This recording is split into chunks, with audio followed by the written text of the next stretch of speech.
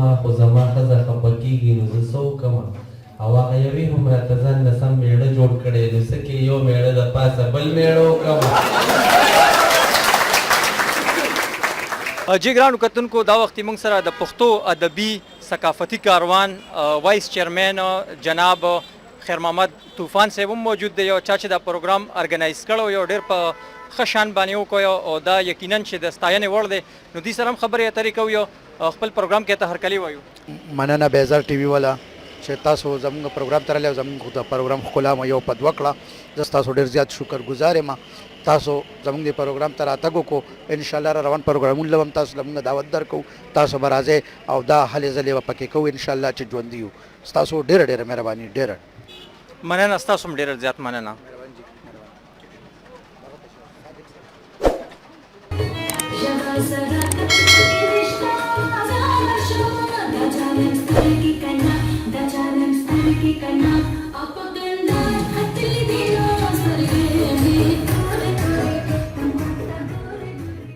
مو خو دا ذاتي کارونه کوو خو د دې نه علاوه هم د ذهن کې بکس کې یو خانه ساتل پکار دي چې هغې کې د خیر ښېګړې کارونه کوي. ټولې دنیا سره خیر ښېګړه وکړئ. خپل کار خو هر سړی کوي خو چې د بل په کار راشي نو دا ښه خبره ده. ډرامې هم داسې شوي دي چې دا کور د کتو نه وي نو د هغې په وجه دا هر څه ختم شوي دي. موږ خو دا هر ځای کې وایو چې د ثقافت مطابق ډرامه وي ښه ښایسته د کور د کتونکي زموږ بچي ورته ناستې ګوري.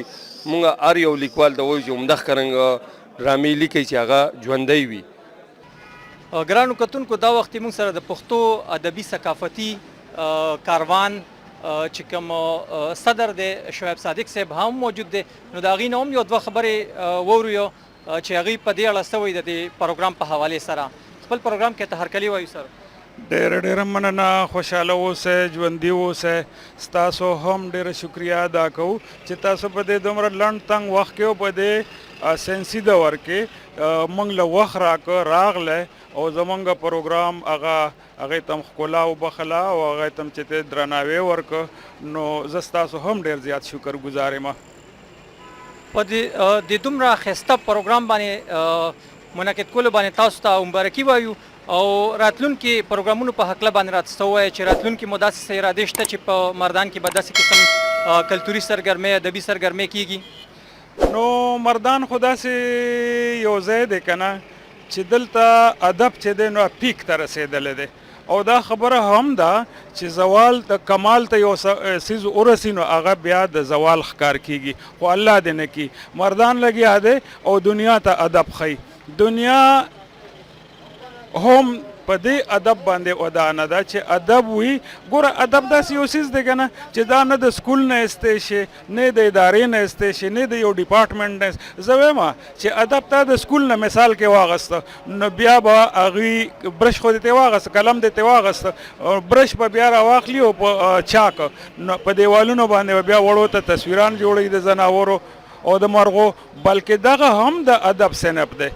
نو ادب داسې څیز دی چې ادب بالاتر دی. د هرې ادارې شاخ تراشي چې ده نو هغه د ادب د لارې کیږي.